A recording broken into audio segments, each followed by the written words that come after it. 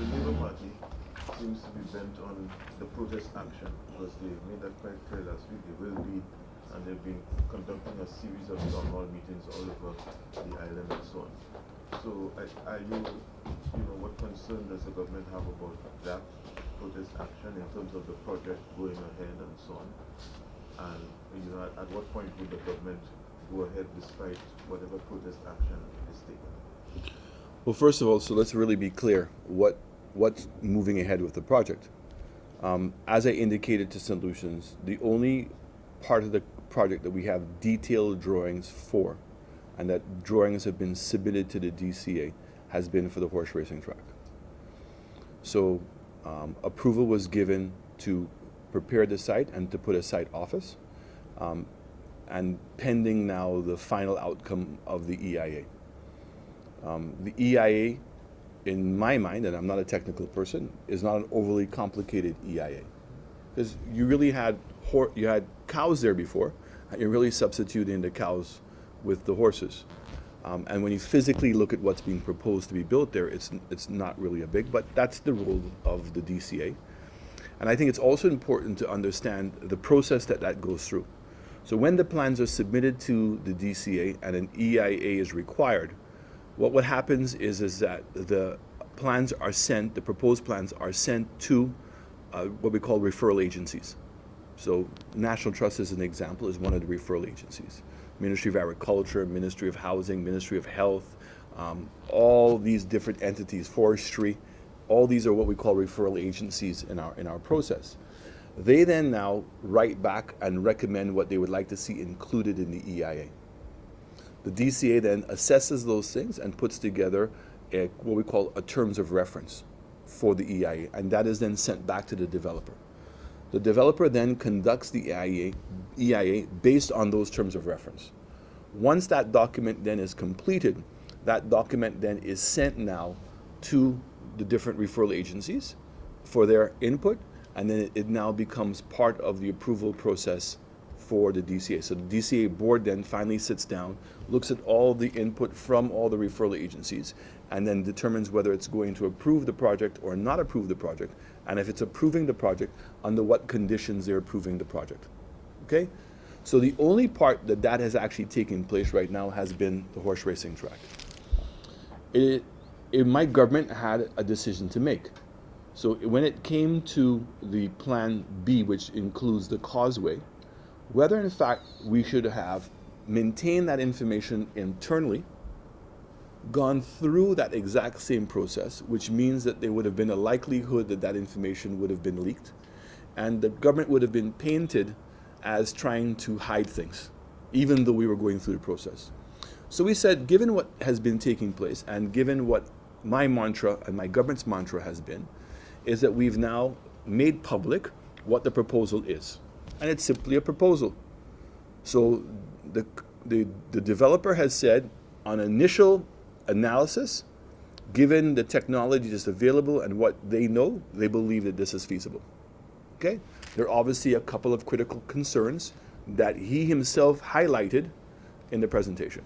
You have your marine life, and then you have the animals that are habitat is Marie Island itself. Okay?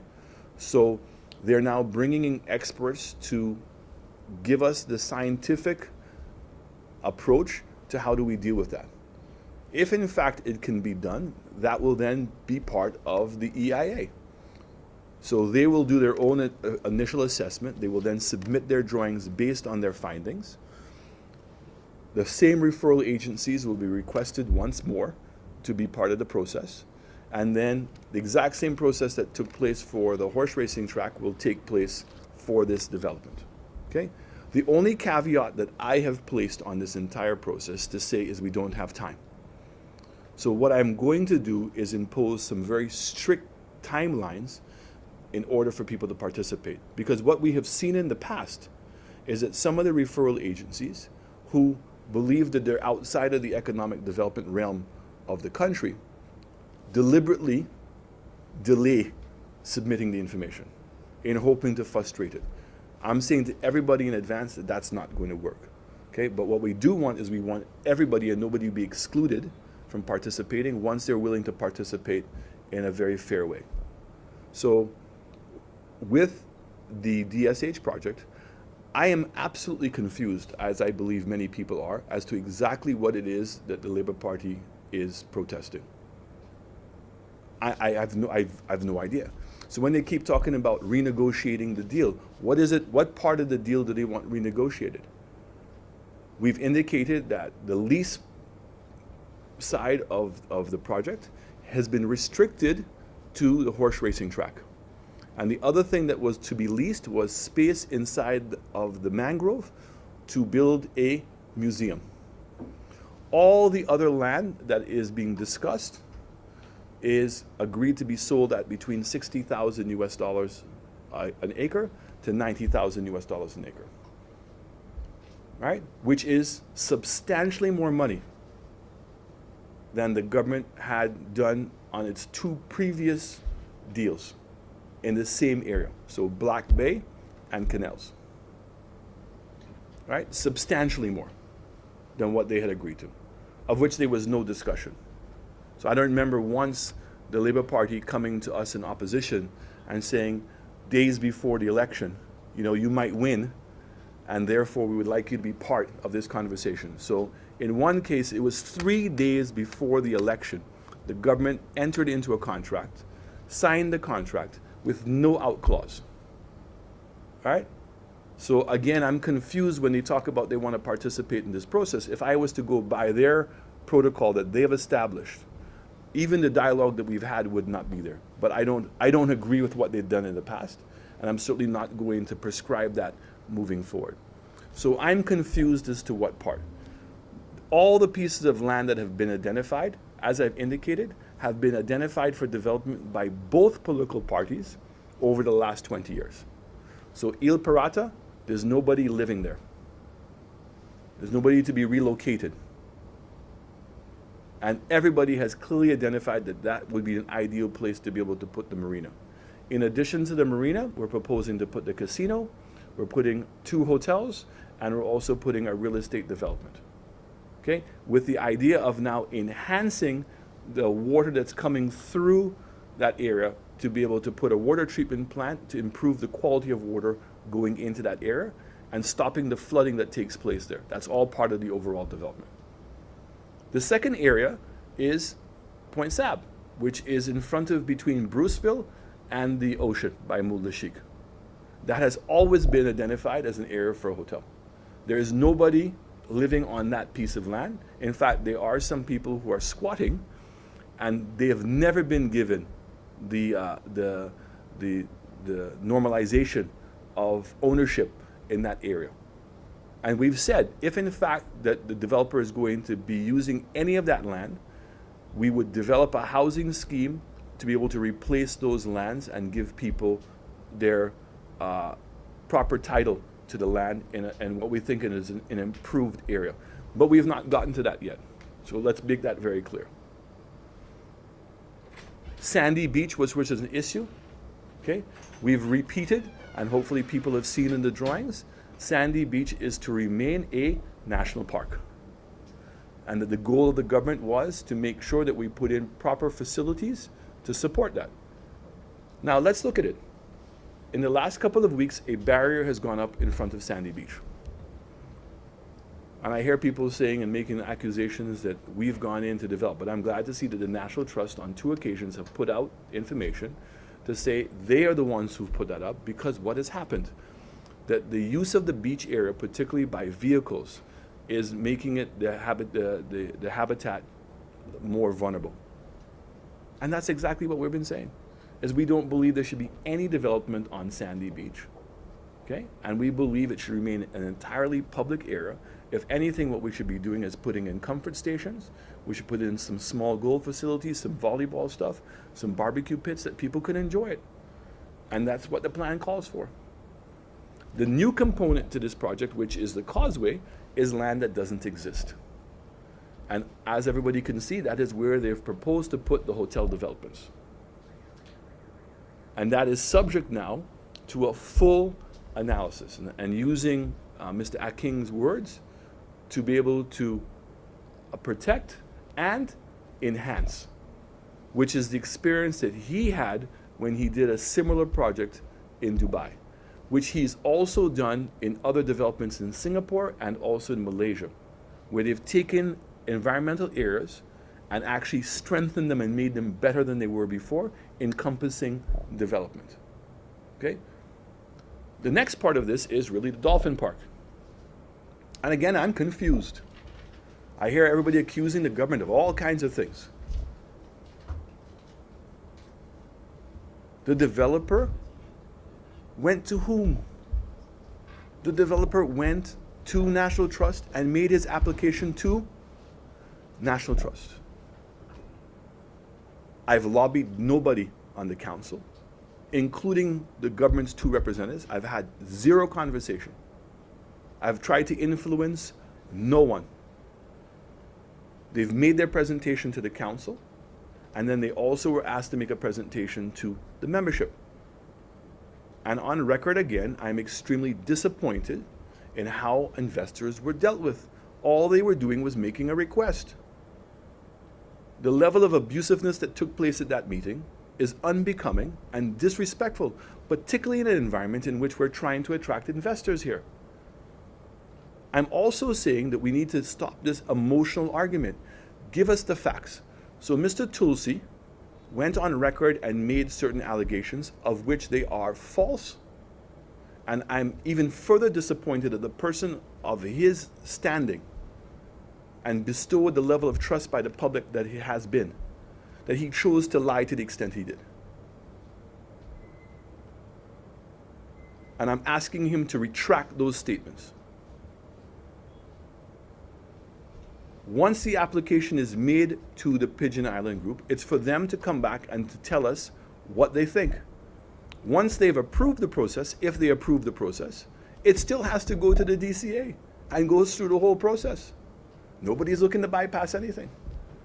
But I would say to the National Trust, I am also going to measure their response based on historically. So, the former government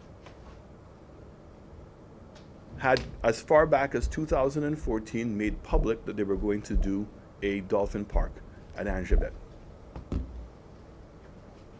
The trust had no position on it, said nothing. Or I've seen nothing where they've made any comments on it. We have a situation where Stlucia has a long-standing policy as it pertains to whaling, of which both governments have supported that position for over 40 years. And we also have the unfortunate situation where Stlucians still eat blackfish. And I know of no program that the National Trust has in order to abate that. I don't know of any educational programs, any awareness campaigns. I know of nothing that is out there. So all of a sudden, to take this hardline position that not only do we not want it to take place on Pigeon Island, but we don't want it to be anywhere in the country, okay, in my mind, is irresponsible and subjective, and one has to start questioning what is the real cause behind this thing. But government has not been involved in the process, will remain out of the process, and allow the due process to take place. And I'm encouraging the National Trust to do the same thing. It is a referral agency. It has been bestowed a huge honor by the people of this country to participate in our development process, to specifically look at the environment and conservation. But we see all around the world that environmental concerns and also conservation concerns can coexist with development.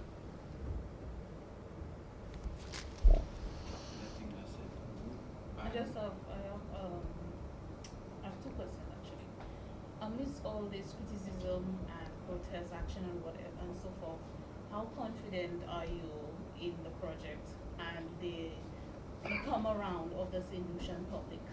And number 2, the Viewfort, or some of the Viewfort citizens have expressed that they feel too much of their land or so forth would be owned by foreigners, and question what is left, what will be left for the generations to come. So, your sentiments? Well, I've only heard that from concerned citizens. And concerned citizens, let's be very clear, because we live on a small island, is a mouthpiece of the Labour Party. Okay? Categorically. A Labour Party that was in government for 15 years, in which their political leader was also the Prime Minister, the Minister of Economic Development. And he also happened to be the representative from Vieux-Fort South. I heard the chairman of the Labour Party, Sir Julian Hunt, say that from the time he heard about the Dolphin Park, that he couldn't sleep. Am I right? I would say to him, sir, that for us on United Workers' Party, we have not been sleeping for years because of how the Labour Party has managed this economy. The level of unemployment. The fact is I'm going through a budget process right now in which we have absolutely no fiscal space.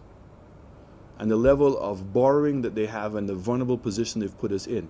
And what is the impact of all that? Because those are just words. When I say the country's broke, or if I say that we're in a worse position, how does it translate down to the average person on the road? That's what we look at. It translates in that the education system has not been able to keep pace with the rest of the world. It translates that we have a healthcare system that's grossly inadequate. It translates in that the infrastructure of the country is weakening, and therefore the opportunity for people to push themselves forward has been undermined. And so more importantly, the result of it is that the poor people in this country have become poorer. And they have no choice. That is what they've been left with. So that is what we have lost sleep over. Okay? And he's a hypocrite because he is chairman of a party that approved the same Dolphin Park. So this is where we now have to separate what is political rhetoric from what is the reality on the ground. And the feedback that we're getting on the ground is that there are people who clearly have environmental concerns. They have people who have some concerns in terms of the size of the project.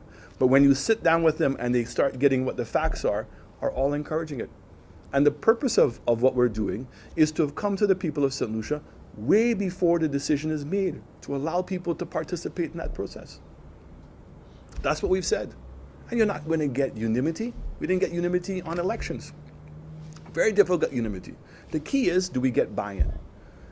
Ultimately, at the end of the day, United Workers' Party was elected at the last elections for change. And specifically, we said we are going to build a new St. Lucia.